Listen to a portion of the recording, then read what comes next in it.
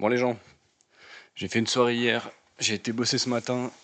Je peux vous dire que je suis très en forme pour cette F1Q célébrant les 5 ans de la chaîne. Oui, ça fait 5 ans que j'ai sorti ma première vidéo sur la chaîne et comme d'habitude, on fait une petite F1Q. Vous avez eu l'occasion de me poser des questions sur mes différents réseaux sociaux, que ce soit Instagram, Thread, X, TikTok, YouTube un petit peu également. Mais avant de commencer, déjà, je vais vous remercier de votre participation, d'avoir joué le jeu, de poser des questions. Et également, il y en a certains, ça fait 5 ans complètement qui me suivent. Donc vous avez peut-être vu un peu l'évolution des vidéos. Et merci à vous pour les nouveaux arrivants. Également, merci à vous. Ça fait beaucoup de bien de savoir que il y a du monde qui regarde mes vidéos et que je fais pas ça pour personne entre guillemets. Et avant de commencer, forcément, on fait un petit bilan de ce qui s'est passé sur les différentes plateformes.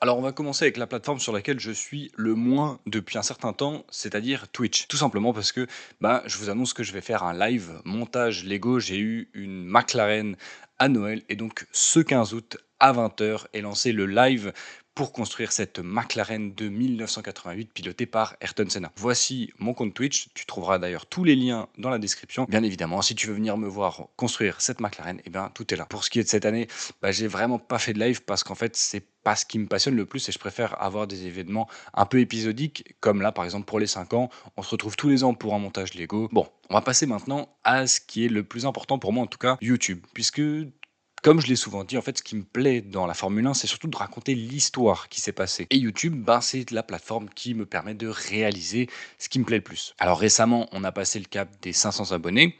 Merci beaucoup. Et pour information, non, je n'ai pas oublié la vidéo de la 400e course fêtant les 400 abonnés. C'est juste qu'elle a été prévue fin août. Donc la prochaine vidéo. Et il s'avère que j'avais pas forcément prévu de passer les 500 abonnés là maintenant. Mais du coup, quand même, merci beaucoup, ça me fait extrêmement plaisir. Et évidemment, merci beaucoup pour le retour que vous avez fait concernant la vidéo sur Peter Revson. Elle vous a énormément plu. Et ça, c'est ce qui me plaît le plus. Malgré tout, cette année, j'ai voulu faire des vidéos qui sortaient un petit peu de l'ordinaire sur YouTube, en tout cas concernant la Formule 1. Et j'ai voulu parler surtout d'histoires qui m'intéressaient, même si elles font peut-être un peu moins de vues et qu'elles sont pas forcément très connues. Moi ça m'intéresse parce qu'en fait c'est des histoires que je connais pas. Je pense par exemple à l'épisode sur Louis Stanley dans les personnages historiques que j'avais absolument pas entendu parler avant de faire cette vidéo et qui a été malgré tout très intéressant. Peter Revson, pareil, un pilote dont j'avais entendu le nom vaguement par-ci par-là, mais que j'ai vraiment découvert en écrivant la vidéo sur lui. Alors l'année prochaine, il faudra peut-être balancer entre les deux pour toujours attirer quand même plus de monde, parce que si je fais des vidéos qui seules moi m'intéressent, c'est pas forcément très intéressant. Mais en tout cas, cette année, c'est ce que je m'étais dit. Je m'étais dit, voilà, pas de contraintes sur des trucs genre ouais, non, je vais faire ça parce que je sais que ça va attirer du monde. Pas vraiment, je me laisse cette liberté-là sur YouTube et c'est ce que j'apprécie. Bon, le rythme, il n'a pas changé, on est sur le même rythme que l'année dernière, une grosse vidéo à la moitié du mois, une petite en fin de mois et des shorts par-ci par-là pour entretenir, entre guillemets, la chaîne YouTube. Alors cette année aussi, je tente des nouveaux angles de caméra, plus d'interaction avec notamment, des fois vous avez la petite caméra qui est sur le côté, ce que je trouve assez cool puisque ça permet d'interagir un peu différemment. C'est logique, mais je cherche toujours à améliorer mes vidéos, même si aujourd'hui je suis un peu déçu de l'écriture que je peux apporter dans certaines vidéos. Mais je vous rassure, je vais essayer de travailler dessus. On a eu également une nouvelle série cette année, l'histoire de la France en Formule 1. Alors là, c'était principalement la préface, te racontant un peu l'histoire de la France dans le sport automobile avant la saison 1950. L'épisode 1 sortira cette année. Ne vous en faites pas. Et je pense que vous l'avez remarqué également, il y a eu des petits changements, notamment au niveau des miniatures. Alors oui, c'est pas moi qui les fait les miniatures, effectivement. Je suis obligé d'utiliser un peu entre guillemets l'intelligence artificielle parce que je suis vraiment très mauvais. Je n'arrive pas à faire des bonnes miniatures, des miniatures qui accrochent. Alors évidemment, les idées de miniatures, elles viennent de moi, hein, mais je suis très mauvais sur le montage photo. Et comme je paye personne pour faire mes miniatures, il faut bien que je me débrouille tout seul. Donc, du coup, voilà, je vous l'annonce. Oui, effectivement, j'utilise un peu l'IA pour faire les miniatures, mais au moins j'ai la base du truc et je sais ce que je veux comme miniature. On passe sur X, ça va se résumer en une phrase. Très sincèrement, j'hésite à arrêter. Parce qu'en fait, je suis bloqué entre guillemets à je crois 115 abonnés, un truc comme ça. En fait, tu peux plus avoir d'interaction sauf si tu payes. Et moi, je vous dis, je vais pas payer un truc pour avoir de l'interaction avec les gens. J'ai un deuxième réseau social qui m'intéresse beaucoup plus, Threads, qui a ouvert récemment, qui est gratuit. Les threads peuvent être beaucoup plus mis en avant, donc je peux intéresser beaucoup plus de monde en fait à discuter sur ce réseau social-là. Je suis pas sûr de continuer très longtemps sur ce réseau social. Venez plutôt me retrouver sur Threads. Venez également sur Mastodonte. Je sais pas, il y avait une plateforme comme ça qui s'appelait Mastodonte. J'essaie d'aller dessus. Venez faire un tour. Alors bon, on peut interagir un peu partout. plus il y aura de monde sur Thread et plus il y aura du contenu exclusif à Thread, et pareil sur Mastodon. Mais X, voilà, non, vraiment, comptez pas trop sur moi là-dessus. Sur Instagram, on est presque à 850 abonnés. Ça a bien progressé cette année, notamment grâce à du contenu qui sort assez régulièrement. C'est du contenu que vous retrouvez souvent sur TikTok, qui est plutôt cool et qui marche plutôt bien sur la plateforme. Et enfin, on termine avec TikTok, l'un des réseaux sociaux les plus importants, en tout cas de mon côté. Ça va, ça se maintient. Alors, j'avais un objectif de 2000 abonnés de plus à la fin de l'année. On va dire que le principal, c'est quand même déjà de se maintenir aux 10 000 abonnés. Ça permet d'avoir plein d'interactions avec vous. Il y a un contenu beaucoup plus régulier. J'apprécie. Aujourd'hui, TikTok, l'année dernière, ça m'avait un peu saoulé. Je pense que j'en faisais trop. Là, je fais des TikTok vraiment quand j'ai une bonne idée. Quand je me dis c'est une bonne idée, ça peut être 3 fois dans la semaine, ça peut être une fois toutes les 2 semaines. Mais au moins, c'est vraiment un truc où je me dis ça peut être marrant, ça peut être cool. Il y a eu des petits jeux, on m'avait conseillé un est-ce que tu gardes, est-ce que tu mets sur le banc ou est-ce que tu vends.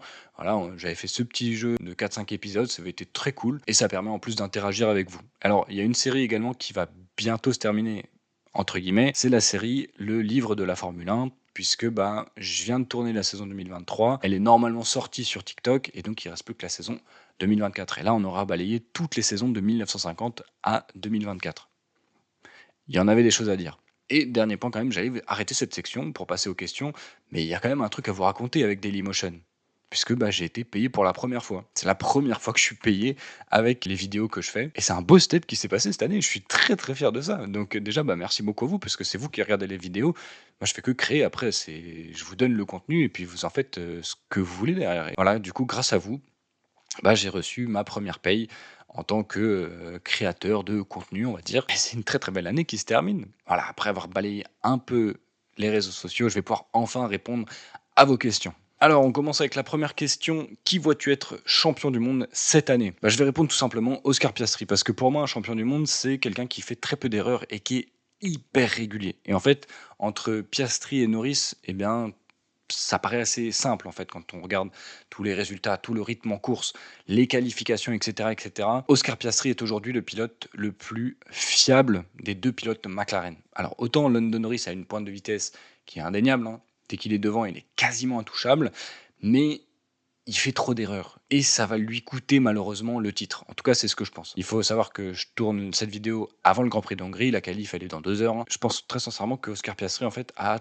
tout du champion du monde, et je trouve qu'il est quand même le meilleur pilote des 2, en tout cas jusqu'à la mi-saison 2025. Peut-être que la suite de la saison me donnera tort, mais en tout cas, voilà, pour moi, ce sera Oscar Piastri, le champion du monde cette année. Question numéro 2, quel est ton Grand Prix préféré et pourquoi? Mon Grand Prix préféré, alors j'aurais pu dire Monza en rapport à McLaren, mais je trouve que les dernières éditions du coup du Grand Prix d'Italie, elles ont un peu perdu de leur saveur. Il n'y a pas autant de spectacles, c'est surtout beaucoup de trains de DRS, et c'est ça qui est un peu embêtant. Aujourd'hui, mon Grand Prix préféré, c'est Silverstone. En fait, tous les ans, il y a des courses qui sont juste phénoménales. Je trouve que tu t'ennuies jamais quand c'est Silverstone. Alors le Brésil rentre un peu également là-dedans, mais Silverstone, rien que le fait que ce soit le berceau en fait de la Formule 1, aujourd'hui vraiment Silverstone c'est mon numéro 1. J'espère y aller un jour. Il n'est pas prêt de partir pour le moment, donc ça c'est une très bonne nouvelle. Troisième question qui m'a demandé un petit peu de recherche malgré tout. A-t-on déjà fait un Grand Prix de Formule 1 sur le circuit du Mans? Et sinon, sais-tu pourquoi on ne l'a jamais fait? Alors oui, il y a eu une édition du Grand Prix de France qui s'est déroulée sur le Grand Prix du Mans. C'était le petit circuit, le circuit Bugatti qui est utilisé par les motos, qui s'est déroulé en 1967. Et il était aussi nommé le 53e GP de l'ACF pour Automobile Club de France. Comme je le disais, du coup, on a utilisé la petite boucle, enfin le circuit Bugatti, et l'édition a été remportée par Jack Brabham sur sa Brabham, ah oui, évidemment, Jack Brabham roulait sur sa Brabham, puisqu'il était concepteur et pilote, et en plus champion du monde en 66. Mais ça, j'ai pas besoin de te le dire, puisque je te l'ai déjà raconté dans une vidéo. Et pourquoi aujourd'hui on roule pas dessus? Tout simplement parce que le circuit est trop long. L'ACO en plus, donc qui est le propriétaire du circuit, qui est l'Automobile Club de l'Ouest, a peut-être pas forcément envie de voir les 24 heures du Mans dans l'ombre de la Formule 1, alors que les 24 heures du Mans, c'est quand même une course mythique sur le circuit justement du Mans. Après, de ce que j'ai lu là dernièrement, il y avait le président de l'ACO, Pierre Fillon, qui disait que c'était pas quelque chose qui était envisageable là maintenant, mais peut-être sur du moyen terme. Donc à voir dans les prochaines années ce que ça donnerait. Mais voilà, il n'était pas forcément fermé à l'idée. Si tu veux lire l'article, je te le mets en description. D'ailleurs, j'ai référencé plusieurs sites qui vont répondre aux questions suivantes, donc n'hésite pas à faire un tour en description. Allez, quatrième question. Si tu étais ingénieur chez Ferrari, tu ferais quoi en premier? Corriger les stratégies ou acheter un GPS? En vrai, si j'étais ingénieur chez Ferrari, je me changerais moi d'abord, parce que je pense que j'aurais pas le niveau. Non, et si j'étais plutôt, directeur, d'écurie, je changerais les 2 ingénieurs, de course de Hamilton et Leclerc parce que ça va pas, ils s'entendent pas avec leurs pilotes et je sais pas comment ça peut aller dans la bonne direction. C'était pas la question, je suis pas directeur d'écurie dans la question, c'était ingénieur. Si j'étais ingénieur chez Ferrari, je changerais pas forcément grand-chose. Comme dit, il y avait les ingénieurs de course qui, pour moi, sont un peu problématiques avec les pilotes. Je trouve que ça se comprend pas du tout. Mais il y a surtout un gros point qui va pas chez Ferrari, c'est principalement les journalistes. Les journalistes qui attendent beaucoup de l'écurie italienne, hein, puisque c'est vraiment une religion là-bas, en Italie, et qui foutent leur merde en fait, mais pas possible, genre vraiment ils foutent un bordel tout le temps. Et après il y a un autre problème chez Ferrari, c'est que bah, au moment de la conception de la voiture, histoire de faire une bonne voiture en niveau aéro et moteur, en fait ils ont pris un peu de retard sur tout le monde. Et surtout sur McLaren, qui arrivait avec une bonne voiture et qui développe depuis 3 ans. Là où Ferrari bah, développe sa bonne voiture depuis 6 mois, 1 an max. Et c'est là où est vraiment le problème aujourd'hui chez Ferrari. Ah oui, cette question-là, c'est assez marrant parce qu'en fait la personne me l'a posée sur TikTok et elle avait l'air d'attendre une réponse rapide, donc tu as enfin tes réponses. Salut, est-ce que tu t'y connais en simu F1? Si oui, tu conseilles quoi entre ordi et PlayStation? J'y connais absolument rien et j'aimerais me faire un setup pour du sim racing. Alors, comme dit, moi je m'y connais pas trop en simu F1. Enfin, je joue à la console sur les différents jeux F1 qui sortent. Je joue sur PlayStation. Mais si je peux te conseiller un truc, c'est plutôt d'aller sur PC. En tout cas, c'est ce que beaucoup de youtubeurs et de streamers font. Je pense qu'eux, ils s'y connaissent beaucoup plus que moi. En plus de ça, moi, je suis sur console, je joue à la manette depuis des années, j'ai même pas de volant, pas de pédalier ou quoi que ce soit. C'est pas quelque chose que je connais en particulier. Par contre, je sais que tu as des bonnes marques qui te font vraiment des très bons produits, hein, qui sont donnés par des youtubeurs, etc. Tu as par exemple Trustmaster qui font des volants, tu as Logitech aussi, je crois que Logitech c'est pas mal conseillé, ils font de la bonne qualité. Et tu as aussi Fanatec. Fanatec fait de très bons articles. C'est souvent ce qui est conseillé par les youtubeurs ou tous les gars sur Twitch qui font du sim racing. Tu trouveras en description les liens vers Trustmaster, Fanatec, etc. Et j'ai trouvé également une vidéo YouTube. Le gars se fait un setup avec des conseils de folie. J'ai regardé la vidéo, je me suis dit, faut que je me fasse un setup. Tellement c'était genre son setup est magnifique, tu as des sièges, etc. Enfin, avec une position parfaite. Bon, après, il conseille les télés, etc. Là, c'est un peu plus cher, mais rien que sur le siège avec le pédalier, le volant, son setup avait vraiment l'air fabuleux. En tout cas, la vidéo vraiment que j'ai vue en commentaire et donnait plein de conseils. Je t'ai cité deux trois marques, donc j'espère que tu arriveras à faire ton setup. Allez, question numéro 6. Quel est ton avis sur les nouvelles règles de la FIA? À nouveau, je t'ai mis en description des liens qui te parlent un peu des nouvelles règles FIA. Ce que j'aime bien, c'est le principe de vouloir réduire la taille des voitures et le poids, parce qu'en fait, aujourd'hui, c'est des paquebots. Quand tu es à Monaco, tu peux pas dépasser parce qu'en fait, ils font 2 mètres de large pour une piste qui fait 3 mètres. Déjà, de vouloir réduire la taille des voitures, ça va pouvoir permettre plus facilement des dépassements. Et le poids, bah, ça va permettre leur maniabilité également. Donc potentiellement de meilleures sorties de virage ou meilleures entrées dans les virages. Donc ça, tout ça, c'est des bonnes choses. Après, il y a des choses qui sont moins bonnes. Le concept 2026, ça a l'air d'être une grosse chiasse. Tout le monde s'en plaint. Ça a l'air d'être horrible. Je sais pas ce que ça va donner. Franchement, je sais pas ce que ça va donner. Ils ont voulu faire un truc en virant l'effet de sol parce que du coup, ça gênait plus qu'autre chose. Il fallait un nouveau concept et il s'avère que le concept 2026, il a l'air très compliqué à être mis en place, notamment également pour les moteurs. Alors c'est bien d'avoir changé les moteurs, ça te coûte moins cher. Par contre, la fiabilité, je crois que j'avais entendu que c'était genre nul, quoi. Donc je suis un peu mitigé sur les nouvelles règles FIA. Il y a un truc que je trouvais également pas mal, c'est plus ou moins la suppression du DRS et c'est l'aérodynamisme plutôt active. Alors j'ai plus exactement le terme, mais en gros, tu pouvais choisir si tu voulais beaucoup d'appui ou très peu d'appui et complètement délester ta voiture pour gagner des kilomètres heure. En gros, c'est ce que j'avais noté, c'est un mode appui élevé et un mode faible traîné en fait. Donc ça te permet d'être plus rapide en ligne droite suivant ton choix. Comment ça va fonctionner, je sais pas. Est-ce que si tout le monde met faible traîné, bah, est-ce que c'est si intéressant que ça?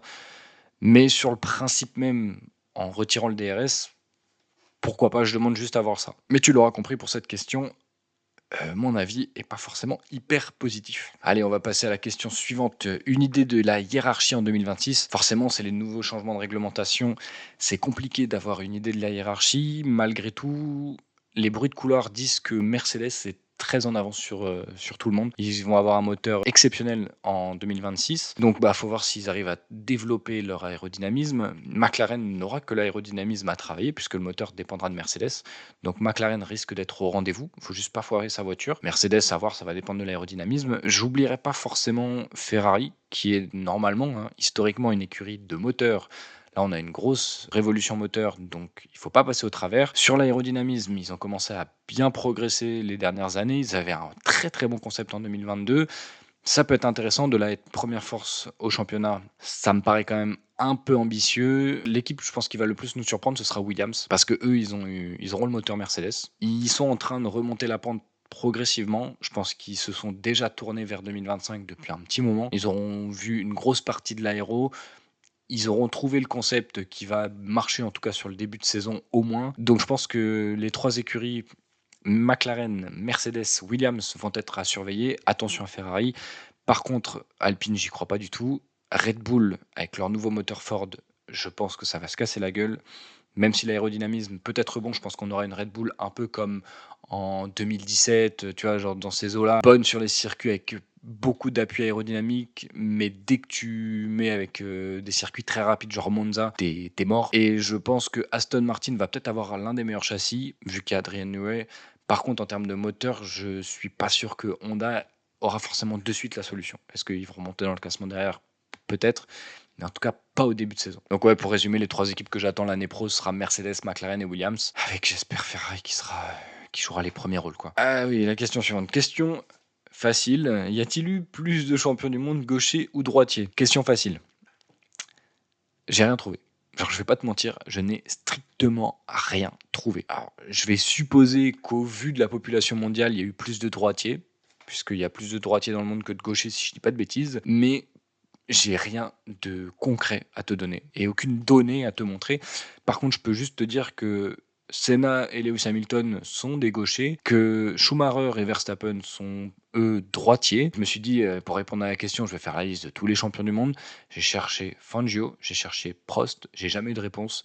Je me suis dit, si déjà ces deux-là, qui sont des mastodontes de la Formule 1, on n'a pas de réponse. Quand je vais chercher Farina, quand je vais chercher Ascari, quand je vais chercher Denny Hulme, je te laisse imaginer. Donc du coup, c'est pas que j'ai laissé tomber, c'est que, à moins que toi tu aies la réponse et je te laisse me la donner dans l'espace commentaire de cette vidéo, je n'ai absolument pas la réponse à cette question. Désolé. Quel est ton plus grand souvenir depuis que tu regardes la Formule 1? Comme ça, j'en citerai deux. J'ai d'abord le Grand Prix du Brésil 2006. Tout simplement parce que je suis un fanboy de Michael Schumacher. Dernier Grand Prix, moi j'ai suivi la Formule 1 à partir de, enfin quasiment en fait depuis que je suis né, mais mon plus vieux souvenir il remonte depuis 2001. Voilà, Schumacher ça a été mon enfance, il a tout gagné. J'adore le rouge, principalement grâce à Ferrari. Enfin voilà, je te laisse imaginer tout l'affect que j'ai pour Michael Schumacher et voir son dernier Grand Prix comme ça en live avec une course où il joue le titre, une course exceptionnelle de sa part. C'est la première vidéo que j'ai fait sur cette chaîne. C'est sûrement l'un des grands prix qui m'a le plus marqué. J'ai pleuré à la fin de ce grand prix parce que voilà, c'est ton idole qui part. Je me suis effondré. Donc ça restera quand même un énorme souvenir en Formule 1. Et je pense que ouais, je vais en citer un deuxième. J'ai la chance de partager ça avec mes deux parents qui regardent la Formule 1. Mais c'est mon père qui m'a initié à ça parce que lui, il s'est mis à me donner le biberon devant la Formule 1. Et un des grands moments que je partage avec lui, au-delà des Grands Prix qui étaient des très bons moments, mais il y aura quand même malgré tout un souvenir qui va me marquer à vie, c'est le Grand Prix du Brésil 2008. Pourquoi? Parce qu'en fait, on était donc en vacances, on regardait ce dernier Grand Prix du Brésil 2008 qui est juste incroyable, avec TF1 qui annonce que Felipe Massa est champion du monde. On est tous les deux fans de Ferrari, tous les deux amoureux, je pense, de la Scuderia, on va dire ça. Et donc Massa est champion du monde. On a la suite de Kimi Raikkonen, on a la suite de Schumacher, l'écurie italienne remporte le titre, c'est fabuleux, tout le monde est heureux, nous on saute de joie, limite on se serre dans les bras. Moi je me moque de Nicole Scherzinger, je crois que ça se dit comme ça, qui est en train de célébrer le titre d'Hamilton. Je dis mais qu'est-ce qu'elle fait, elle, n'importe quoi, jusqu'à ce que je comprenne qu'en fait c'est moi en fait le gros con dans l'histoire.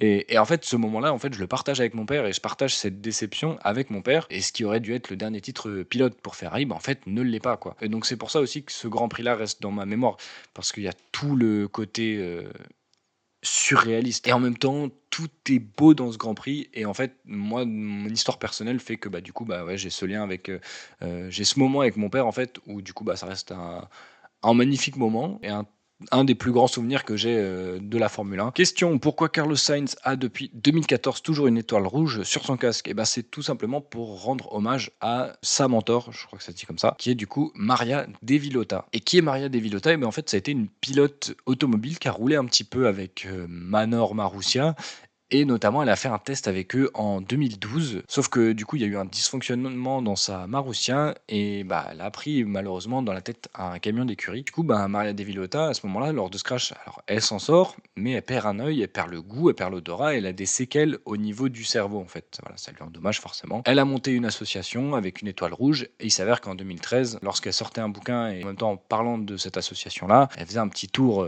pour présenter tout ça et malheureusement, bah, elle a été retrouvée inanimée dans son lit et elle était décédée du coup, on était en octobre 2013. Et en fait, bah, Carlos Sainz, il avait un lien très particulier avec Maria De Villota puisque quand il a commencé le karting en école de pilotage, c'est elle qui l'a énormément conseillé. Et elle l'a poussé justement jusqu'à la Formule 1 en fait. Donc quand elle est décédée, il a voulu lui rendre hommage et dessiner du coup cette petite étoile rouge derrière son casque. Il y a une vidéo TikTok qui te résume ça très très bien. Je te renvoie à nouveau en description. Comme d'habitude, il faut faire un tour en description, il n'y a pas de problème. Alors question posée par ALP Racing, je sais dire son nom. Ça c'est déjà pas mal. Qui est un gars qui fait du coup du contenu MotoGP, Moto 2, Moto 3, Formule 1, sport automobile sur YouTube. Je vous mets sa chaîne YouTube soit en description, soit en fiche. Je vous conseille d'aller voir, il fait du contenu qui est vraiment sympa. Et il m'a posé la question suivante, avec quel youtubeur tu aimerais faire une vidéo si tu en avais la possibilité? J'ai pas un contenu qui a beaucoup de possibilités de fit en fait. Parce que bah, je raconte des histoires, donc c'est très compliqué d'intégrer quelqu'un quand tu veux raconter une histoire. Donc je parlerai pas forcément de youtubeurs F1, même s'il y a des très bons youtubeurs, hein. Sinon, ce serait plutôt bah, des gros youtubeurs en fait, parce que je suis curieux de savoir comment ça se passe. Moi, je tourne chez moi, hein. Là, je suis chez moi, j'ai déplacé les meubles, j'ai mis deux lights, je tourne avec mon iPhone. Quand je regarde Squeezie ou Amixem, je pense que bah, c'est pas de light, ils sont pas chez eux. Enfin, c'est plus comme ça, ils ont des studios, ils ont toute une équipe et tout ça. Et en fait, j'aimerais bien découvrir juste ça, parce que je pèterais mon crâne tellement ça doit être génial à vivre. La prod, elle doit être magnifique, ils ont des hangars, ils changent de décor constamment, ça doit être exceptionnel. J'avais tourné avec Pierre Cross il y a quelques années, il avait une prod qui était folle, avec 4-5 personnes, il y avait 3 caméras, il y avait des micros, enfin, c'était déjà à ce point-là où on n'avait pas de décor qui changeait, on était tous dans un gymnase, c'était assez fou. Mais le fait de voir Squeezie et Amixem avec des hangars et des décors qui peuvent changer, etc., ça c'est un truc, je pense, qui me rendrait ouf et qui m'impressionnerait énormément. Donc je pense que je vais te citer ces noms-là. Et enfin, dernière question pour la fin. Quel pilote serait le pire colocataire selon toi et pourquoi c'est Verstappen? Eh bien, détrompe-toi, je ne dirais pas Max Verstappen parce que Max Verstappen a l'air d'être quelqu'un de formidable en dehors de la voiture. C'est un mec qui est apparemment super poli, avec qui tu dois pas mal rigoler. Donc franchement, une colocation avec lui, je dirais pas non. Pierre Gasly l'avait fait, je crois, et il disait que c'était génial, ils arrêtaient pas de jouer à FIFA, c'était marrant. Non, moi franchement, le colocataire que je voudrais pas, c'est Lance Stroll, hein. Lance Stroll, il est tout le temps dans son coin. Je pense qu'en colocation, il n'a peut-être pas te parler si tu viens pas du même monde. Donc j'ai vraiment pas envie de faire une colocation avec Lance Stroll. Voilà pour ces questions en tout cas. Merci à nouveau pour votre participation, hein, pour ça. On va juste terminer tranquillement sur un peu la suite et les objectifs pour l'année à venir. Allez, on va refermer cette vidéo anniversaire tranquillement en parlant un petit peu des objectifs pour l'année à venir et un peu de ce qui va se passer sur la chaîne jusqu'à la fin de l'année 2025. Déjà, comme dit, il y a la vidéo 400 abonnés qui arrive dans 2 semaines, fin août, pour justement vous remercier pour le passage des 400 abonnés. Pour les 500 abonnés, il faut que je fasse une vidéo, il faut que je trouve la date surtout. Il y a également l'épisode 1 de l'histoire de la France en Formule 1 qui va sortir, puisqu'on avait vu la préface. Un autre épisode des personnages historiques qui va sortir, un peu dans le même thème que Louis Stanley, je vous en dis pas plus, et on terminera l'année avec l'une des vidéos qui me hype le plus. Ce sera l'une des plus grandes courses de champion du monde. Sur l'un des pilotes que j'affectionne particulièrement, qui est dans mon top 3 pilotes All of Time. Donc vraiment, c'est une vidéo qui me hype énormément. Bah, par rapport à cette vidéo, essayez de deviner de qui je parle. Note-moi dans l'espace commentaire qui serait ce pilote qui fait partie de mon top 3 All of Time et qui serait le principal protagoniste de cette vidéo, les plus grandes courses de champion du monde. En attendant, bah moi je vais partir en vacances dans pas longtemps, hein. Au moment où sort cette vidéo, il me reste une semaine avant de partir en vacances. Je vais souffler un petit peu au soleil et après tranquillement je vais aller voir ma famille pour profiter un petit peu et souffler également. On est donc à la fin de cette vidéo, encore une fois, merci beaucoup pour cette année, elle a été fabuleuse, on a passé plusieurs caps assez importants, notamment celui des 500 abonnés, ça paraît rien comme ça, mais c'est un cap qui est ultra important. Pour information, en fait, voilà, moi quand je me suis lancé sur YouTube, je me suis dit, je n'arrêterai pas tant que j'aurai pas au moins eu 1000 abonnés. On est à la moitié, j'ai pas prévu d'arrêter de suite, mais on est quand même à la moitié de l'objectif principal que je m'étais fixé. Donc déjà, bah merci beaucoup. Si vous avez peur que je vous manque pendant mes vacances, bah venez faire un tour sur tous mes réseaux. Il y a des chances que je mette des petits trucs sur Instagram. Et si tu veux voir d'autres vidéos de l'histoire de la Formule 1 ou d'autres vidéos que je peux faire concernant la catégorie reine du sport automobile, eh bien à droite, et à gauche, tu trouveras d'autres vidéos à voir et à revoir. Et moi, je te dis au revoir et à l'année prochaine et joyeux anniversaire PSF1. Merci, salut.